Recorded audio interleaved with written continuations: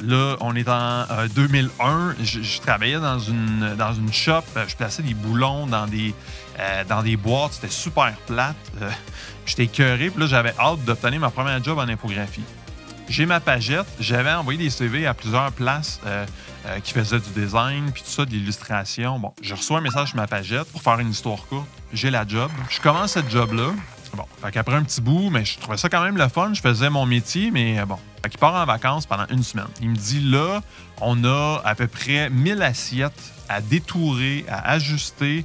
T'en as pour toute la semaine. Il y a vraiment gros de la job. Faut que tu fasses ça une par une. Puis c'est sûr que lui, c'était pas nécessairement un gars qui était...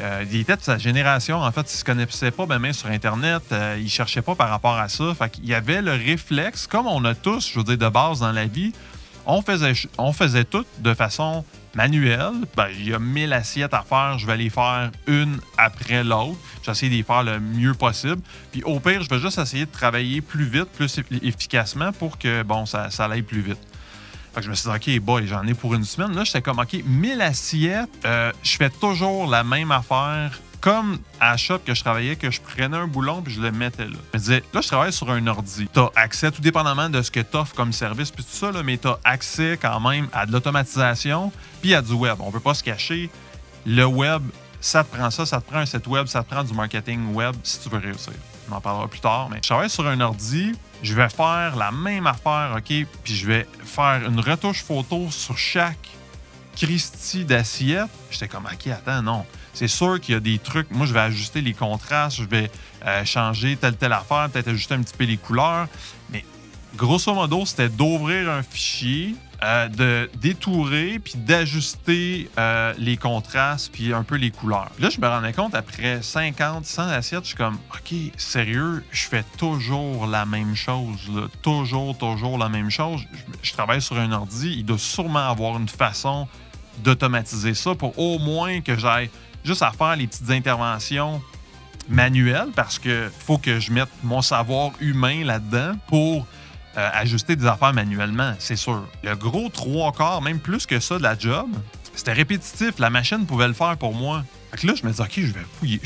Je passe quasiment là, tu sais, une demi-journée facile. Je cherche, là, je trouve, OK, il y a des actions dans Photoshop. Fait que je peux automatiser certaines affaires que je fais une fois, puis la machine répète pour moi. Fait que là, je fais comme, OK, cool, parfait, je vais l'essayer. Fait que là, je m'en vais dans Photoshop, puis là, je l'ai fait une ou deux fois. Là, j'ajoute des trucs. Fait que, tu sais, ça m'a pris peut-être quasiment une journée à gosser après ça, comme on dit, pour finalement trouver la façon de, hey, je me sauve le 3/4 du temps, j'ai plus à faire ça. Eh bien, OK, je vais l'essayer. Je l'essaye, j'active tout ça, bien, ça fonctionne. Fait que là, Photoshop traitait les images pour moi, une par une. Puis là, tu sais, ça a peut-être pris, je me rappelle pas, mais peut-être une demi-journée. L'ordinateur travaillait tout seul. Moi, je faisais rien. Pendant ce temps-là, j'en profitais, là. À la fin de la semaine, mon boss, je vais essayer de faire ça court, mon boss il est revenu. Il dit, puis, ça a-tu bien été? Je dis, ouais, parfait, toutes les assiettes sont finies. Mais j'y ai pas dit en combien de temps j'ai fait nécessairement. Pourquoi? Parce que les 2 derniers jours, ça m'a pris, au lieu de 5 jours, là, au lieu de toute la semaine, ça m'a pris 3 jours pour faire la job. C'était super bien fait. Ça aurait pu me prendre 5 jours si j'avais tout fait ça manuellement. Fait que je me suis cassé la tête, puis je me suis instruit. J'ai été voir en ligne pour voir comment je pouvais justement automatiser ça. Puis après ça, je l'ai automatisé, puis j'ai sauvé du temps. Fait que le temps que j'ai pris pour accumuler ce savoir-là, puis automatiser une partie de ma job, après ça, c'est que je pouvais faire ça, là. Mettons que j'aurais eu 1 million d'assiettes à faire. Puis que j'aurais fait ça pendant des semaines. Et ça, ce savoir-là, je pouvais l'appliquer après ça toute ma vie. Fait qu'au lieu de travailler pour rien, je veux dire, je pouvais générer le même cash en travaillant vraiment moins. Fait que ça, c'est tellement comme un des meilleurs exemples et une des meilleures anecdotes pour t'expliquer c'est quoi que l'automatisation, le web, la technologie peut faire pour toi en tant que travailleur autonome. OK?